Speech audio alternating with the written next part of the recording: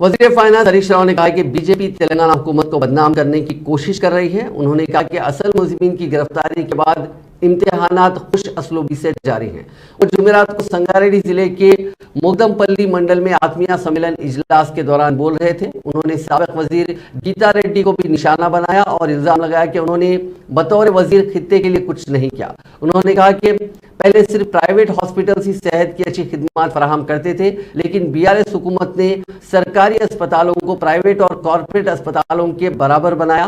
उन्होंने कहा कि तालीम और तिब में तेलंगाना बहुत तरक्की कर चुका है और बहुत से रिहायशी इदारे शुरू किए गए। हरीश राव ने बीजेपी पर कई साजिशें रचने का इल्जाम लगाया। उन्होंने कहा कि तेलंगाना हुकूमत माहाना 1500 तक 2000 करोड़ रुपए बरकी पर खर्च करती है। उन्होंने कहा कि 24 घंटे मियारी बिजली मुसलसिल फराहम की जा रही है।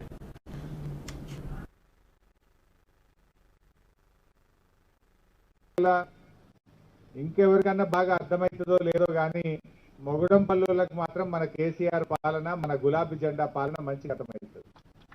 ఎందుకంటే 2 किलोमीटर పోతే कर्नाटक, 2 किलोमीटर गए तो कर्नाटक है ना. बच्ची को वहां दिए होंगे, बच्ची को वहां से आप लोग कर लिए होंगे. आप बहुत अच्छा जानते हैं, कभी रिश्ते में जाते रहते, मार्केट को जाते रहते, उधर के लोग अपने पास भी आते रहते.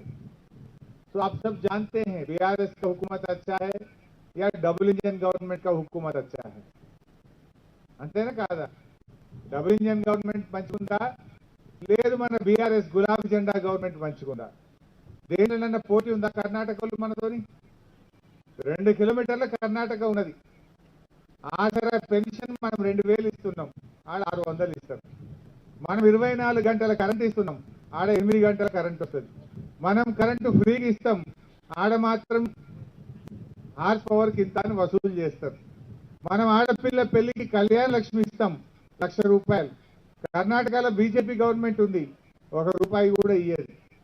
ఏమన్నా ఒక్కటన్నా మనం రైతులకు 10,000 రైతు బంధు ఇస్తున్నాం, అక్కడ ఏమన్నా ఇస్తారా కర్ణాటకలో?